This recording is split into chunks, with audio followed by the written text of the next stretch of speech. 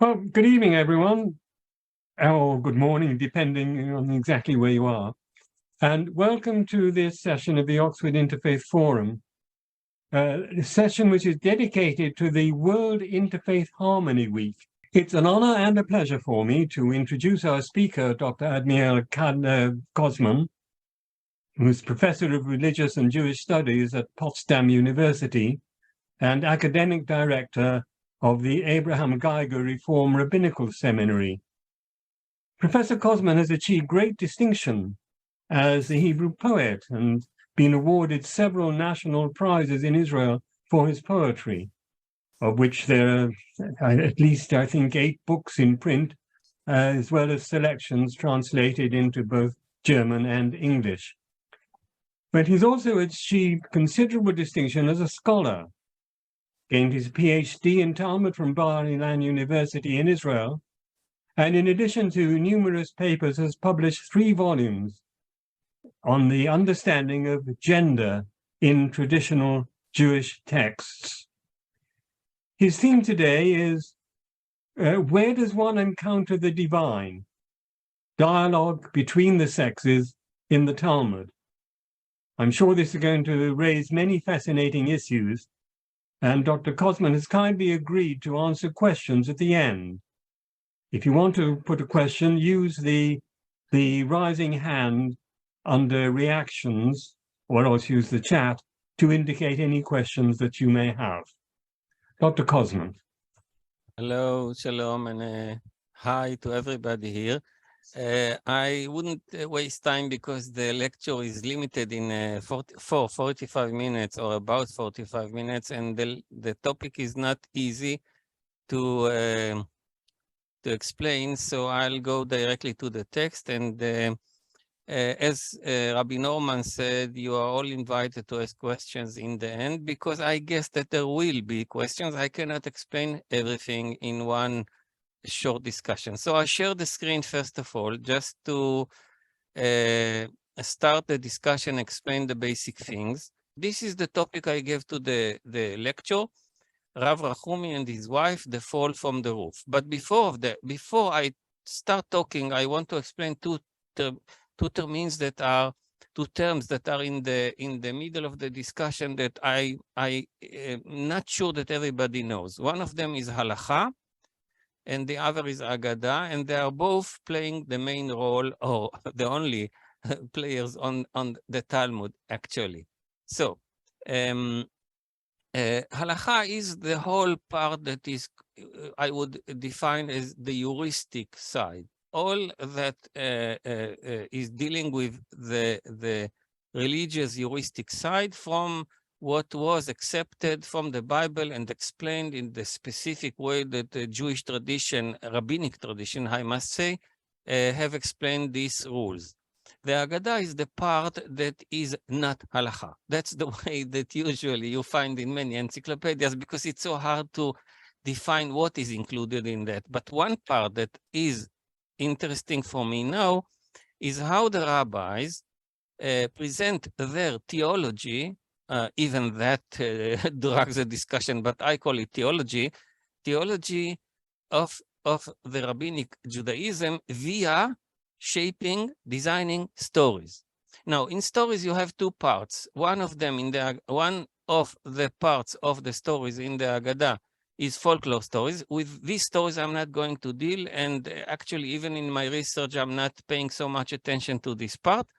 I think that also from theological point of view, it's much lower. And the part that is interesting for me is what we call sometimes design stories, or we call sometimes miniature stories, because most of them are written in a very, very concise way. Now, why is it important? Because in this part of the Talmud, I find the theology of Judaism, of Rabbinic Judaism, that is not known almost to anybody. Even those who are dealing with that part are dealing with it usually on the level that I would call a literary level, or sometimes the moral issues that are embedded in this kind of stories, but no more than that. I take it up to a higher level, and that's what I try now to convince you, to put in front of you, that these stories are shaping theology. And in this theology, and this is, of course, versus what you find in the area, if it's Christianity in the land of Israel, or pagan ideas or Persian ideas from the Zoroastrianism in the East, doesn't matter. They are shaping theology via stories. And that's what I'll try to show you here in this discussion. This is connected to the body, sex, and the sexes as they are living together in the family, in the Jewish family. And their aim, again, from religious point of view, how they should understand the goal of being together. What does it mean and why it is arranged like that? From theological point of view. I'll start after explaining that. You see in the Talmud first the unit of the Mishnah. Mishnah is the corpus of materials that were arranged by Rabbi Yehuda the Patriarch in the Galil, in the north of Israel, around 230 it was finished and accepted as a secondary corpus to the Bible by the Jews. The canonic work of the Mishnah became like the Bible for the Jews, holy materials that you follow. Again, usually in the heuristic point of view, but in the Mishnah you find also Aggadah. Anyhow, this unit, and I'm not going to read it because of the limit of time, but I'll explain what you find here.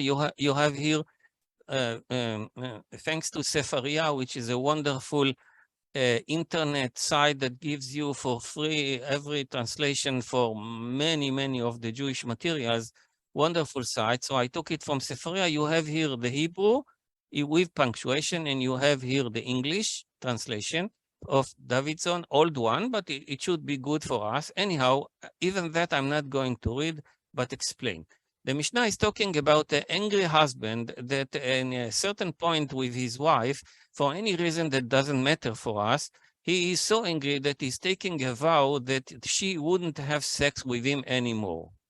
And that vow is very serious because it's a religious vow, but the center of the living of the two sexes together here is, of course, harmed, and you cannot imagine that they would continue to live together.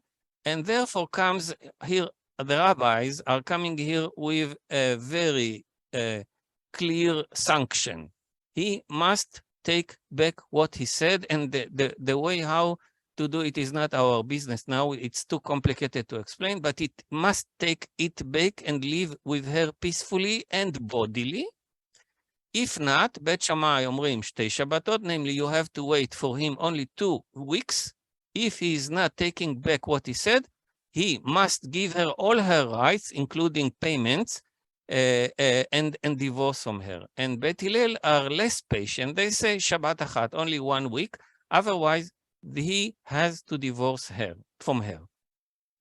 Now, in the context of the discussion that comes later, heuristic and Aggadah and Halacha, both, we find this diamond. We find this masterpiece that I would like to read with you.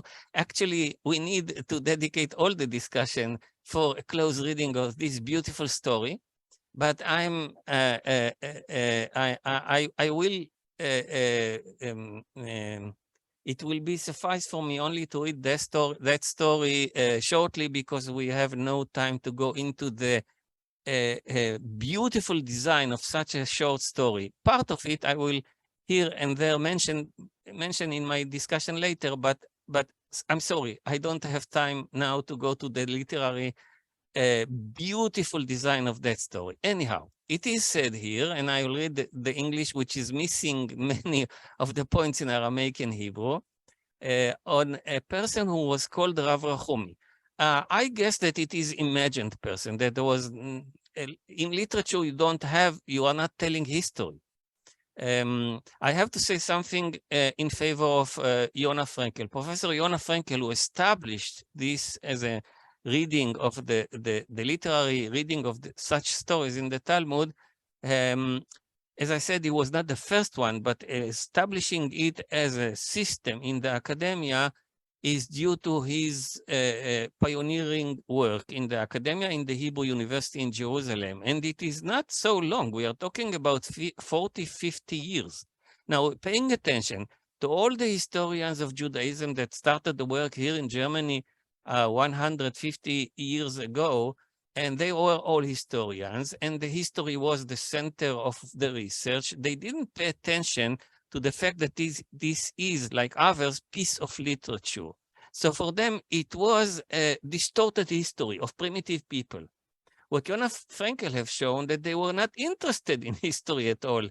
It's not something that was in the mind of the rabbis. So they were not Romans, they were not Greeks. History, the only one who wrote history at that time was Josephus Flavius. For the rabbis, it was a neglected technique. They did not even pay attention to it. They wrote either myths or they wrote piece of literature. And now we are confronting something that we don't have to read as document from the past that is trying in a primitive way to tell something that is totally doesn't make sense. No, it is a piece of literature. And as a piece of literature, Rav Rachumi can be imagined person. We don't know much about that person, if at all he existed.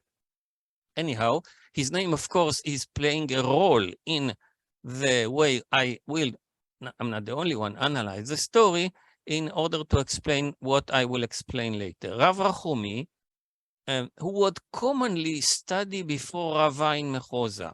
So this rabbi, Rav Rachumi, used to, as it is said, the Hava Shchiach, used to sit in the yeshiva of Rava, who was a very famous rabbi in the city of Mechoza, and he would sit there in the city and study all the time. All the time. And the story tells us that how did he pay his respect to his wife? He was accustomed to come back to his home every year on the eve of Yom Kippur. So he used to come only once in a year to see his wife.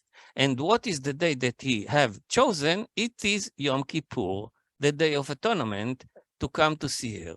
One day, I have to say, one day, it's so short that everything have to be explained more than it is written here. One day, namely, one day in a certain year that he was supposed to come in the eve of Yom Kippur, before Yom Kippur, one day, he was particularly engrossed in the halacha he was studying, not exactly what is written, but it's enough for us. And so he remained in the study hall and did not go home because he simply forgot to come to his house as usual in this day every year. His wife was expecting him. Now the camera moves. The technique here is like in a movie, but I don't have time to explain it.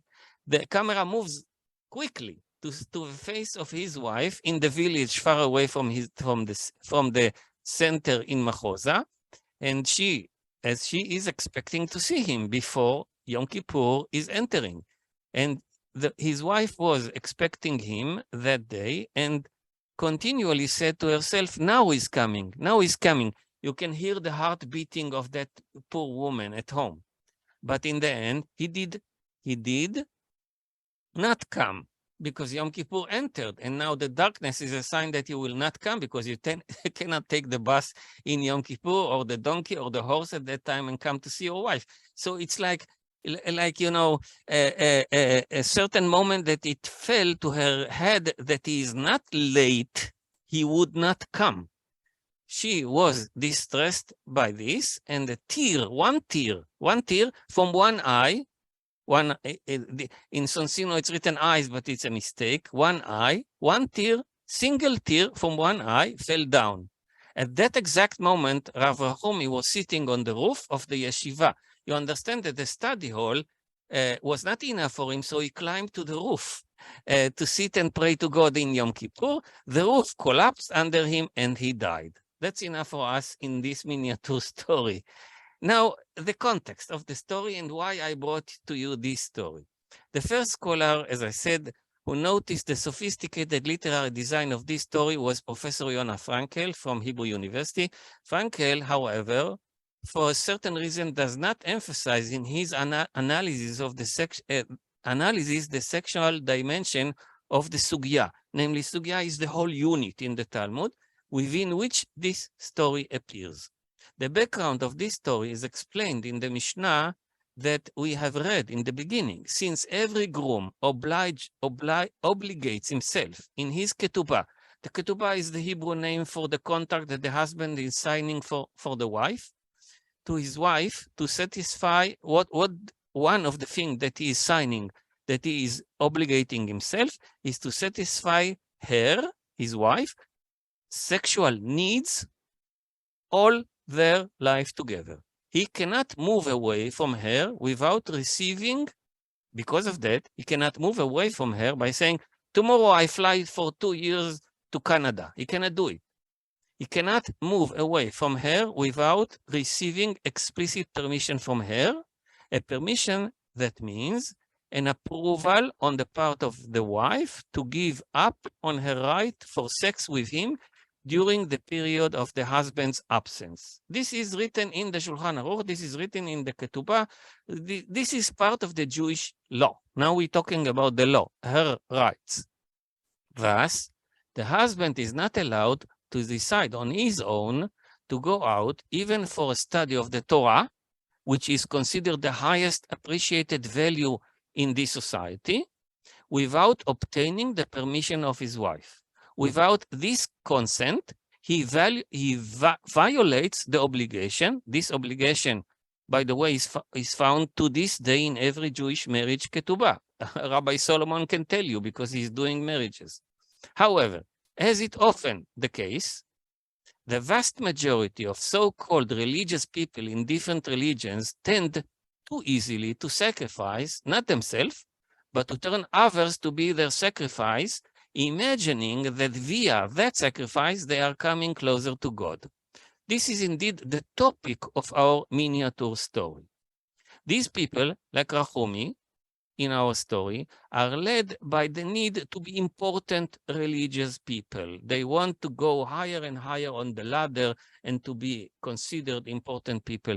Here I wrote something, I don't know how much time I have, so I jump on it about what we know today about the phallus in Freud and Lacan, which is simply, in simple street, the ego of the people that want to expand themselves and to be important and important. And this is to be found in the religious circle as well as any other circle in the world.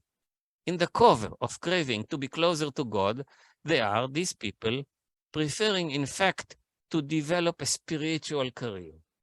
As a result, therefore, in blunt contrast to what is written in the Mishnah that we have seen, we hear from the discussion in the Babylonian Talmud that later a trend, the Talmud is saying it, I didn't bring it to you here, that a trend was developed over time, in Babel at least, in Babylonian, the Babylonian Jewry, according to which married Jewish men used simply to neglect their obligation to their wives, and for a year or two, this is what is written there, who knows if not more, they set out to develop a career of Torah study in the major study centers. This is what we see in front of us with Rahumi. This is a trend that happened against what we have seen in the Mishnah. Now, the continuation of this Mishnah, again, I have to be short, so I'm not explaining everything. I'll tell you in short what is written here. The main point is about the students. This is what I am now talking with you about scholars. Those Talmidim, namely students, is not especially students. That means everybody that wants to study the Torah.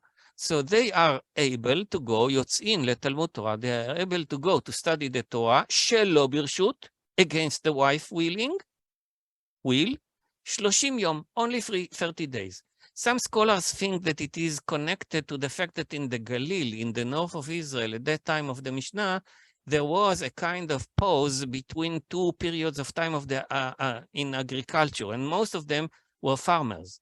So they let them go in this pause only for a short study of the Torah, but that's all. Otherwise, they are not able to go more than 30 days without the permission of their wives. And now comes a list of people, which is not our topic, according to their profession. For example, I take one example, Sapanim. Sapanim are sailors. If the wife is married to a sailor, she knows that he cannot be every day at home. So the permission is not the permission of another person who is a bus driver or any other person. So the list, the heuristic dry list, is to tell us how, what was the condition that, and according to the condition of their marriage, how much time he can be out of his home. That's not our topic about other professionals. We are talking about students that are students, namely scholars or anybody who wants to study the Torah. He is not able to go more than 30 days, but the end is interesting. It says in the Mishnah, Divrei Rabbi Eliezer. That's what Rabbi Eliezer said. He was living in the first century after the current era, one of the important Tanaim. Now, is it for everybody? Is it that everybody gets it, accept it? Here we find very interesting phenomenon later in the Amoraic time that I brought from the Talmud. There is a very interesting discussion here between scholars in Bavel, in the Babylonian Jewry, and both are coming from the name of the same person. The person is Rav. It's a short for Rabbi Abba Aricha. He studied many years in Israel and then came back to Bavel, established the yeshiva in Surah, a very famous one that lasted maybe more than 1,000 years.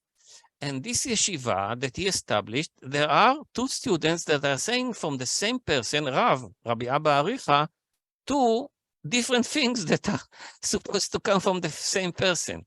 One of them is Rav Brona. Brona said in the name of Rav that we have to follow Rabbi Eliezer, simply as we have said in the Mishnah, namely 30 days, no more for a scholar. And then Rav Ada bar Ahava came with what I told you. He said, Zo divrei Rabbi Eliezer. He said it in the name of Rav, the same person.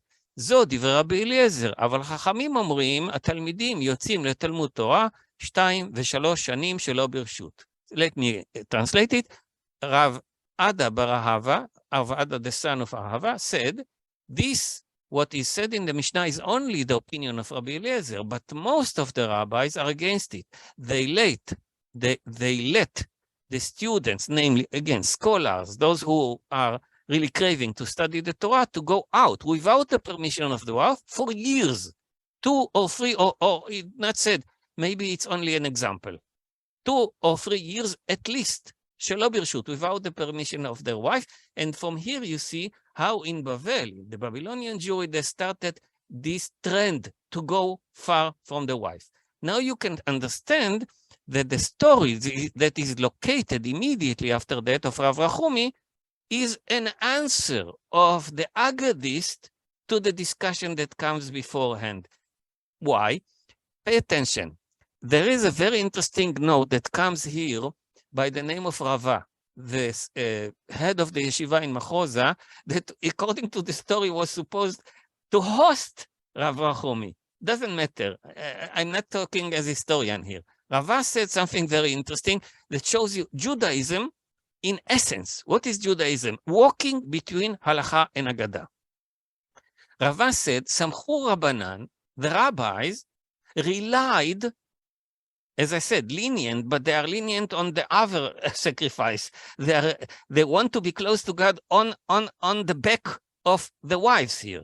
So they samchu, they have relied on what said Rav Ada bar Ahava, namely that they can go for years to study without permission, but see the point.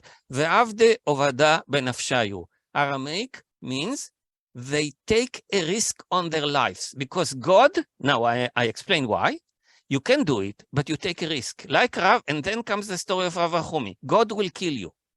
When you sacrifice the other for your career, you take a risk on your self existence. God hates these people. That's what he said.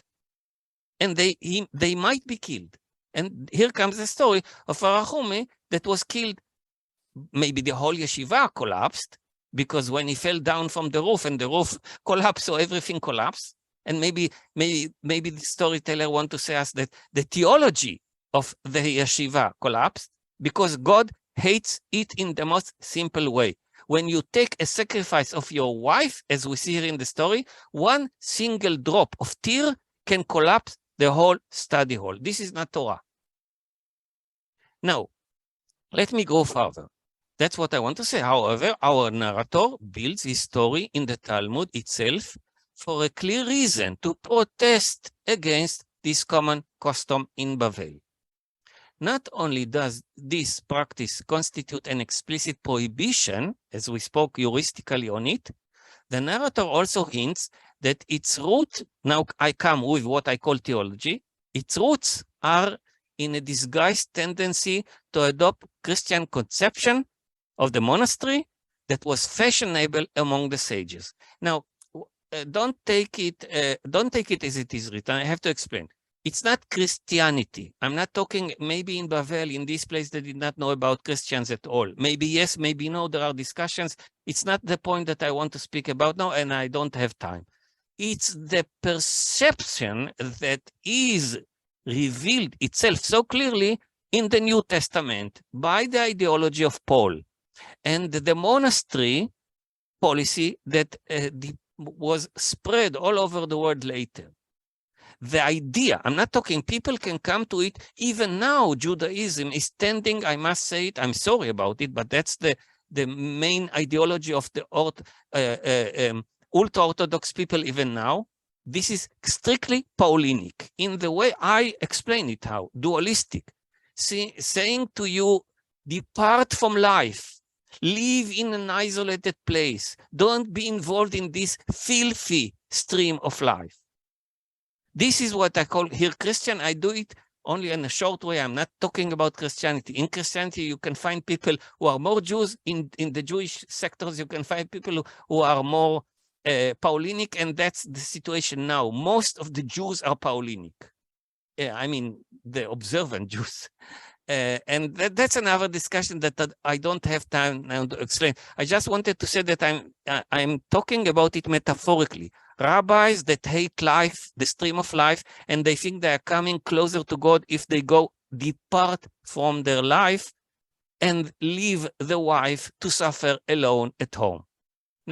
Now back to our story. As noted long ago by Frankel, the narrator builds the tension around Rav Rachumi's behavior gradually. Now you see the beauty of the design. At first, we hear that he is in Mechoza,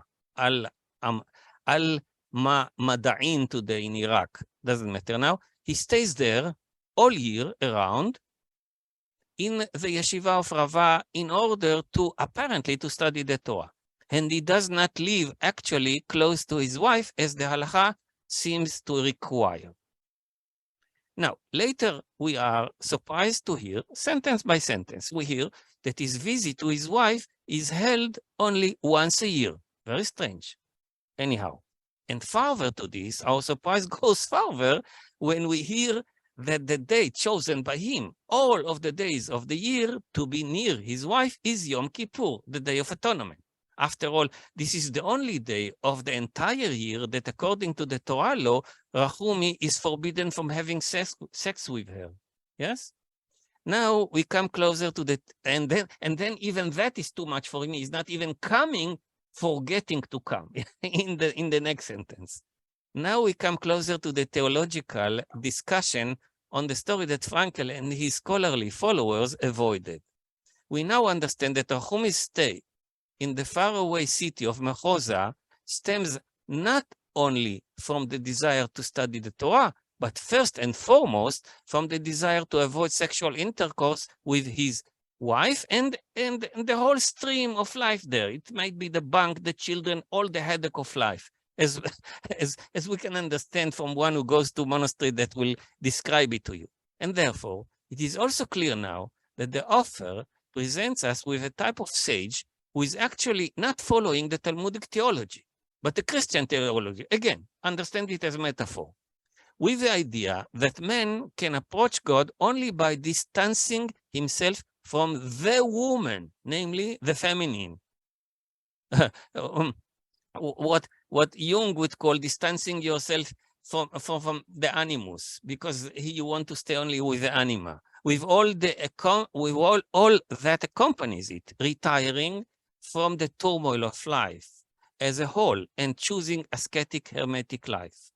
It is interesting to note that although it is said later in the story that following his immersion in the Torah study, Rachumi forgot to return home, a typical Freudian one, of course, later in the story, it is actually emphasized that the Torah study with his students, with his friends, students' friends in the study hall was not his true desire, since he chooses to sit alone on the roof and seeks to disengage from any earthy, mundane dimension in order to be entirely alone with the imaginary God who sits closer to the roof in heaven. By the way, irony and latent humor are constantly used by the writers of the Talmudic story.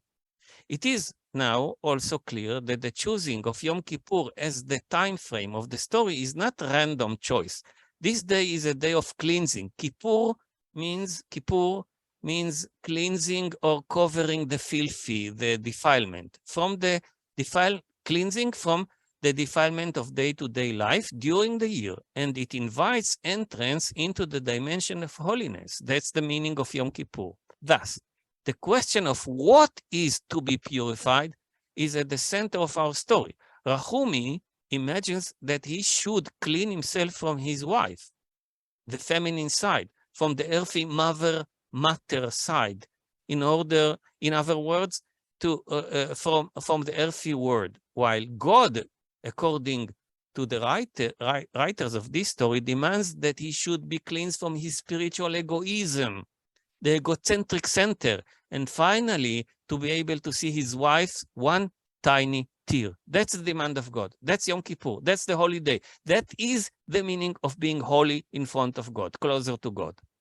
The last paragraph can also be explained by referring to the directions in the story. In contrast to Rachumi, the narrator sees the real direction not in the spiritual elevation up on the ladder from earth to heaven, but in the downward descent toward the other, who calls us, who is in need. And this is also the direction of the woman's tear, up, down. Yonah Frankel already noticed that the fall from the roof, the punishment's direction, is depicted as measure against measure, from the roof down, like the direction of the tear. However, I wish to emphasize the theological message. God is never to be found on the vertical line, but on the horizontal line. When one is opening his heart to his fellow man or woman, or any creature of God's creation, in Buber's later terminology, which matches the Aggadic Talmud theology perfectly, as I try to show in my research in dozens of articles, when one relates to the other in the meeting, by meeting the other as thou, which means a subject, not as an object to use or misuse, and not as it, which is an object to use or misuse, on the horizontal line, then God, namely his presence, in the Talmudic terminology, Shechina, Shochen is dwelling in this temporary temple. And where? In between. That's the only place that God dwells among us, in the world, in the earthly life. Not in heaven, not outside of life, only in life when we meet the other in the bank, in the kindergarten, and everywhere. Where is it written in the Talmud, even clearly? Rabbi Akiva said in Masechet Sotah, Tractat Sotah 17, Ish ve'isha zachu, shchina benehem. When a husband and wife zachu is a play word between two things. Zach is pure, but on the other hand, not egoistic, pure heart. And the other meaning of zachu is reward. That means when the husband and wife are rewarded, then shchina benehem, when God is dwelling in between them. Professor Moshe Idel claims that this is euphemism for sex. In their bed. God is in their bed, in their sex, which is a beautiful metaphor from, if it is from Rabbi Akiva, from the time of Rabbi Akiva. Anyhow, this fall, yes, a complete opposite to the Christian myth of the fall, by the way, from the top to the bottom of Rav Rachumi is from the heights down to earth, and then this is the dimension I would like to emphasize, and then to the crash on the ground of reality. Yes, this is the whole idea of down. Down to the problem of the wife. Why the tear is falling down? She's alone with all the struggles in life. She needs a friend. She needs somebody to be with her, to hear her troubles, to hear the problem if there are children, what's going on there outside, what's going on with the family and every other thing. This is the reason why you should be with her, and God is dwelling in between when you open your heart. This is the real Yom Kippur. This is the Day of Atonement. This is the cleaning of your egoism, spiritual egoism.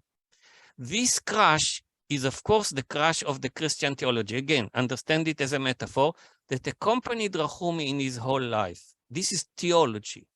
This is the reason why the Talmud is full of theology, although the Jews don't want to see it.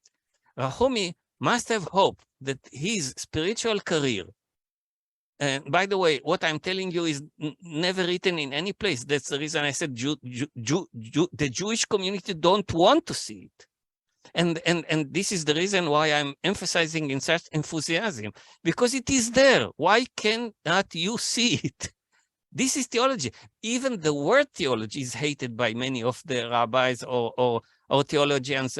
Theologians is not, of course, the word, but those who are speaking in the name of Judaism. Theology is for Christians, not for Jews. Rachumi must have hoped that his spiritual career would give him in the end the title of a saint, and that he might even be able to work miracles in the future. This is how any hagiography usually ends. But in fact, the narrator shows how this worldview of Rachumi distanced him from God and caused him spiritual death, actually. So where was Rachumi supposed to find God? Surprisingly, says the narrator, God is not revealed to us in the study hall, nor in the synagogue. God is not there.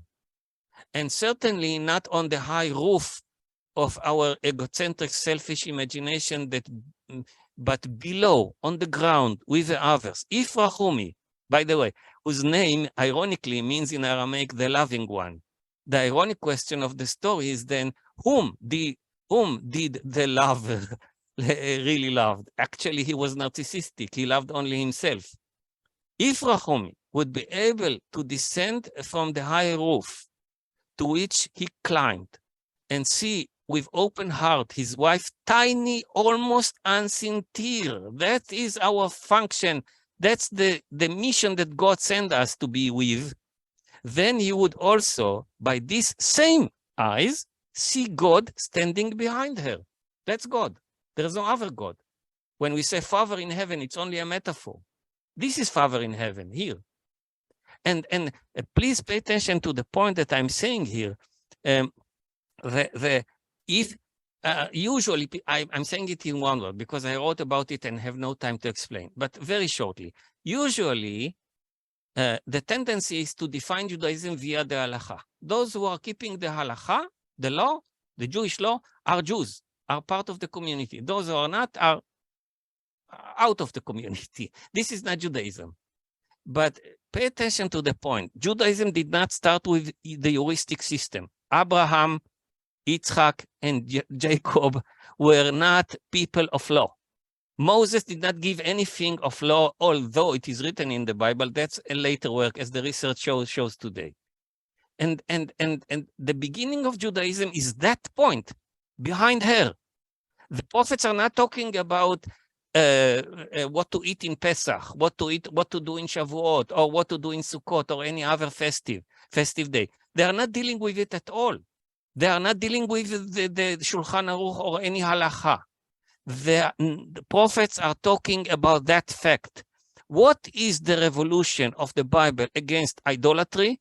The idolatry is those who cannot see when you worship idols that they are demanding from you to see the other, as Buber would put it, to live in the vow, to open your heart to the other. They demand their own payment. You have to pay to the gods what the gods demand, but it's not connected to the moral side.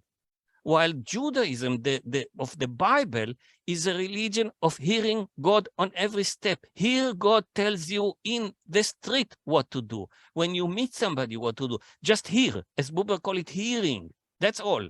That's what God demands from you. Later on, people started to formulate it for guiding other simple people via the halacha. And that became a monster that swallowed Judaism. But that's another discussion.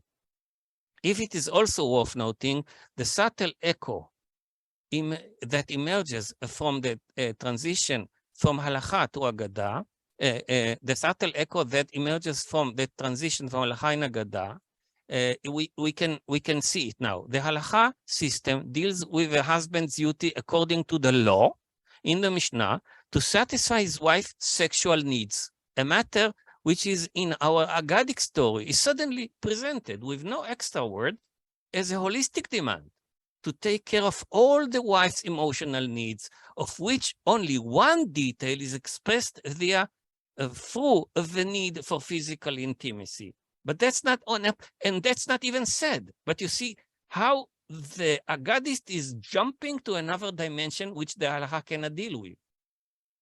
Based on our story, one can reach a radical but justified, in my opinion, theological conclusion that any thought of a God sitting in heaven outside of reality, beyond being simply childlike imagination, is also a thought inflected with anthropomorphism, which you can say that rabbis had, and I don't want to talk about it. I wrote it here as a note, but have no time to talk about it. Another note that I will jump because of lack of time is to the conclusion. The conclusion, I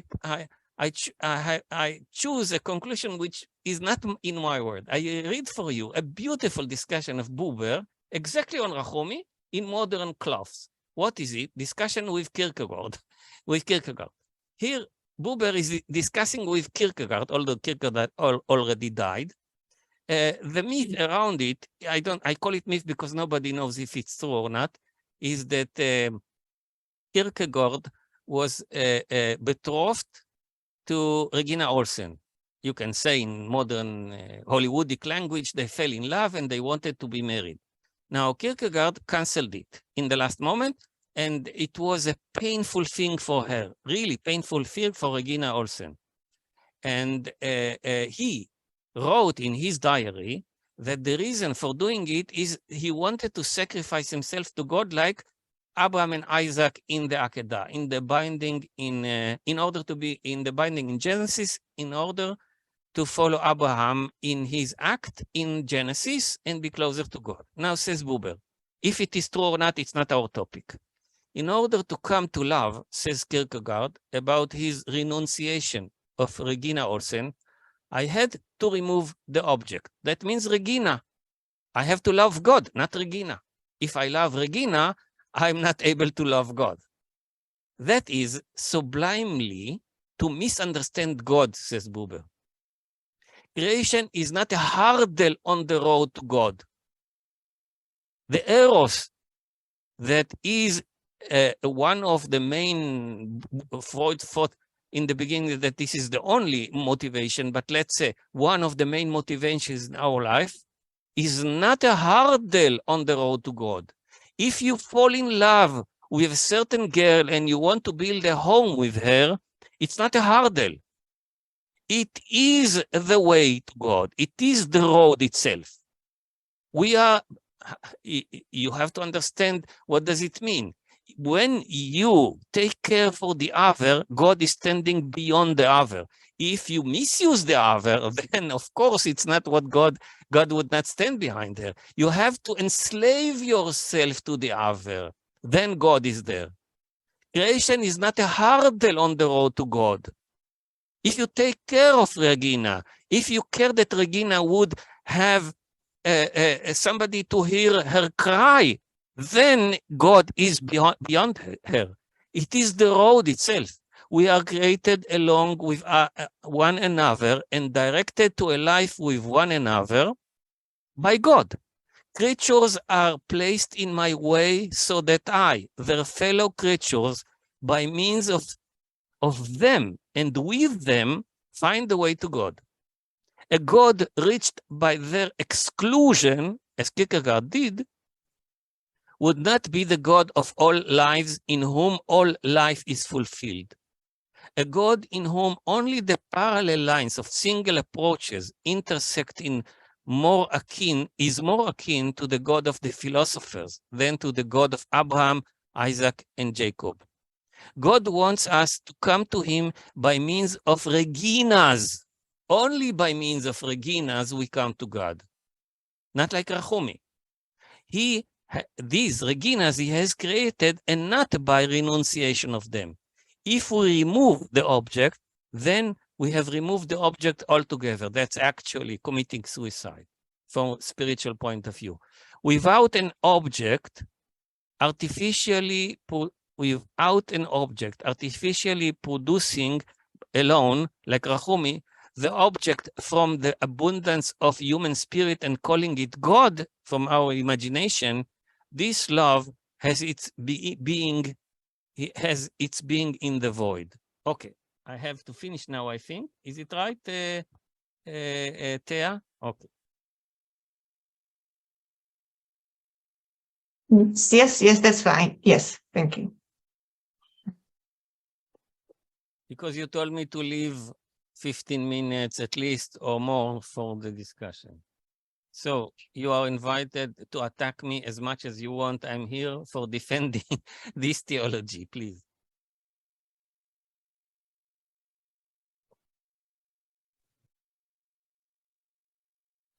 It falls to me to bring down the chopper because we have to finish the session with much regret. We've heard a lot of interesting things, taking what at first sight seems just a simple anecdote about Rabbi and the Talmud, and we've expounded the Devarim She'ein B'rumo shel Olam, all the highest and greatest values in the world. So to you, our very sincere thanks. Can we show this in the usual way? Those of us who are here. And thank you to Glenda and Thea and you for helping it. I got some more thanks as well.